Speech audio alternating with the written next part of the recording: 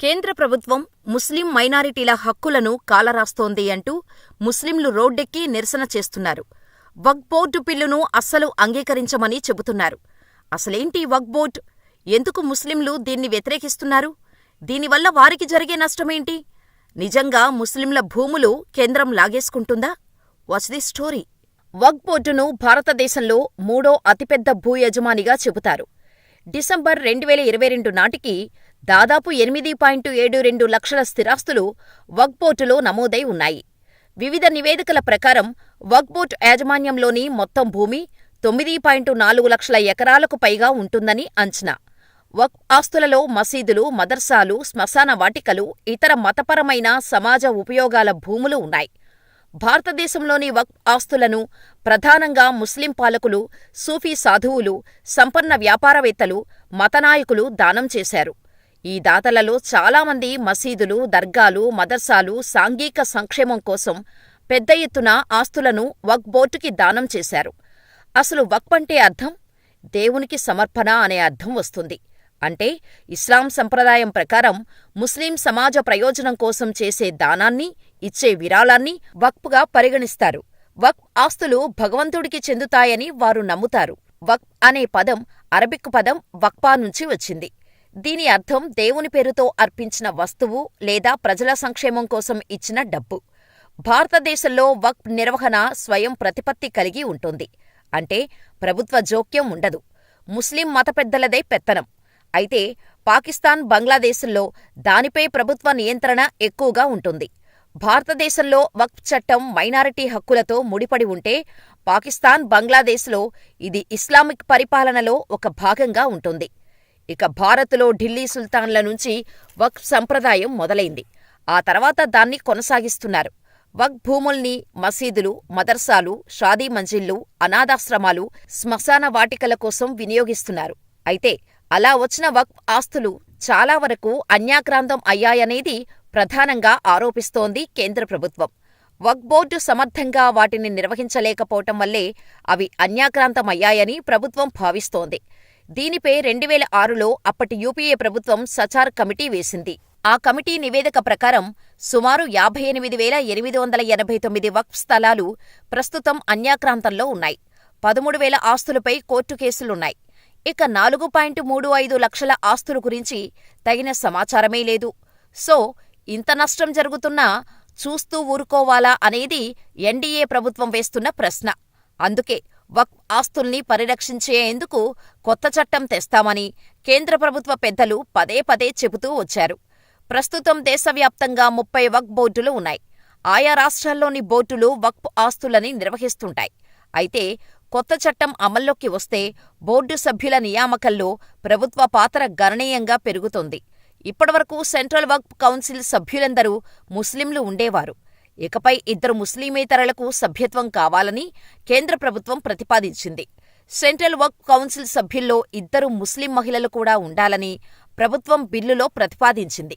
ఈ సవరణలను ముస్లిం సమాజం తీవ్రంగా వ్యతిరేకిస్తోంది. అయితే వక్ఫ్ వివాదాలపై ఇప్పటివరకు వక్ఫ్ ట్రిబ్యునల్ తీర్పు అంతిమం. కానీ ఇకపై ఆ ట్రిబ్యునల్లో జిల్లా జడ్జితో పాటు రాష్ట్ర ప్రభుత్వం నియమించే అధికారి కూడా ఉండాలని బిల్లులో ప్రతిపాదించారు. వక్ఫ్ ట్రిబ్యునల్ తీర్పులను హైకోర్టులో సవాలు చేసే అవకాశం కూడా ఇచ్చారు. కొత్త చట్టంగా అమల్లోకి వచ్చాక 6 నెలలలోపు దేశంలోని ప్రతి వక్ఫ్ ఆస్తిని సెంట్రల్ పోర్టల్లో విధిగా నమోదు చేయించాలి. ఇక వక్ఫ్ ఆస్తుల విషయంలో జిల్లా కలెక్టర్లకు కూడా అధికారాన్నిస్తోంది కొత్త బిల్లు. వక్ఫ్ బోర్డు సవరణ బిల్లును ముస్లింలు వ్యతిరేకించడానికి 4 ప్రధాన కారణాలున్నాయని చెప్పుకోవచ్చు. కొత్త బిల్లు రాష్ట్ర వక్ఫ్ బోర్డులలో కనీసం 2 ముస్లిమేతర సభ్యులను చేర్చాలని ఆదేశిస్తుంది. ఇది వక్ఫ్ బోర్డుల మతపరమైన స్వయం ప్రతిపత్తిని దెబ్బతీస్తుందని, మైనారిటీ సంస్థలకు రాజ్యాంగ రక్షణలను ఉల్లంఘిస్తుందని ముస్లింలు వాదిస్తున్నారు. వక్ఫ్ బోర్డులు తమ ఆస్తులకు సంబంధించిన ఆస్తిపత్రాలను సమర్పించాలని బిల్లు ఆదేశిస్తుంది.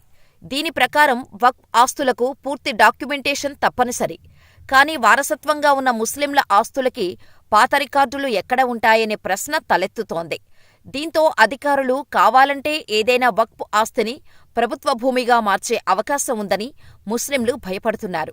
నూతన చట్టం వల్ల వక్ఫ్ భూముల సర్వే అధికారాలు కలెక్టర్లకు మారిపోవటంతో భూమి ఆక్రమణలకు గురయ్యే అవకాశాలు ఎక్కువగా ఉన్నాయని ముస్లిం నేతలు భయపడుతున్నారు. అంతేకాకుండా బినామీల ద్వారా వక్ఫ్ భూములను కొట్టేసేందుకు ఇది అవకాశం కల్పిస్తుందనే డౌట్ ముస్లింలకు ఉంది. ఇక ఫైనల్గా ముస్లిం సమాజంలో మత, ధార్మిక ప్రయోజనాల కోసం ఉద్దేశించిన వక్ఫ్ ఆస్తుల విషయంలో ప్రభుత్వం జోక్యం చేసుకోవటం మత స్వేచ్ఛకు అడ్డు తగలడమేనని, ఇది మైనారిటీల హక్కులను కాలరాస్తుందని ముస్లింలతో పాటుగా ప్రతిపక్షాలు విమర్శిస్తున్నాయి. ఈ బిల్లు దుర్మార్గమైందని, రాజ్యాంగ విలువలపై జరుగుతున్న దాడి అని కేంద్రంపై ఫైర్ అవుతున్నాయి. అయితే కేంద్ర ప్రభుత్వం మాత్రం తాము వక్ఫ్ భూముల పరిరక్షణ కోసమే బిల్లు సవరణ చేసినట్టు వాదిస్తోంది.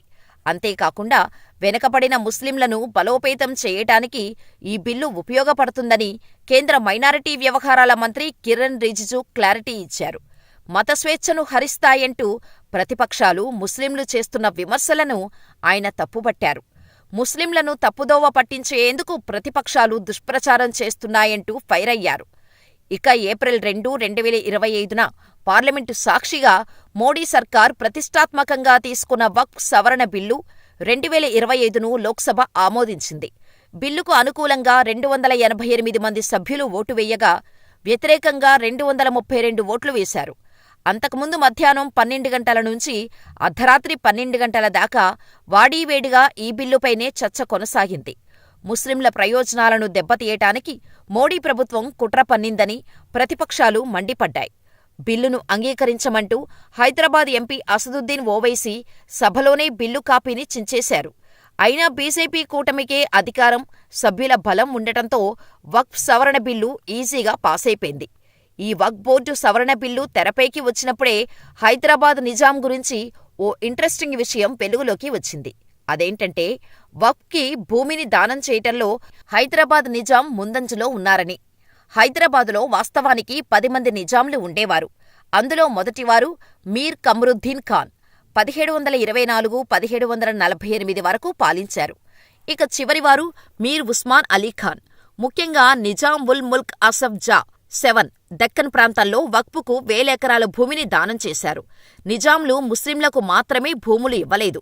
యాదగిరిగుట్ట, తిరుపతి, అమృత్సర్లోని స్వర్ణ దేవాలయం వంటి ప్రధాన ఆలయాలకు నిజాం ఉస్మాన్ అలీ ఖాన్ భారీగా విరాళాలు ఇచ్చారు అని చెబుతారు. నిజాం వక్ఫ్కు ఇచ్చిన మొత్తం భూమి గురించి పూర్తి సమాచారం అందుబాటులో లేదు. అయితే నిజాంలు వక్ఫ్కు చాలా భూమిని దానం చేశారన్నది నిజమని వాదిస్తారు చాలామంది. ఇక దక్షిణ భారతదేశం గురించి మాట్లాడుకుంటే, హైదరాబాద్ నిజాంలతో పాటుగా గోల్కొండ, బీజాపూర్ సుల్తాన్లు కూడా మదర్సాలు, మత సంస్థలకు ఉదారంగా విరాళాలు ఇచ్చేవారట. అయితే వక్ఫ్ స్వయంప్రతి కారణంగా వక్ఫ్ బోర్డు సభ్యులు అవినీతికి పాల్పడేవారు. దీనివల్ల ఎన్నో లక్షల ఎకరాలు అన్యాక్రాంతమయ్యాయి. ఇది గమనించిన కేంద్రం ఏ ఒక్కరి స్వార్థానికి, దేవుడికి అర్పించిన భూమిని ఉపయోగించకూడదని వక్ఫ్ సవరణ బిల్లును ప్రవేశపెట్టింది. అయితే కొందరు ముస్లింలు వక్ఫ్ బిల్లును వ్యతిరేకిస్తే, మరికొందరు ముస్లింలు మాత్రం కేంద్రం చేసిన పని మంచిదే అని కూడా అంటున్నారు. మరి కేంద్ర ప్రభుత్వం తీసుకొచ్చిన ఈ బిల్లుతో వక్ఫ్ భూములు అన్యాక్రాంతమవ్వటం తగ్గుతుందో లేదో చూడాలి.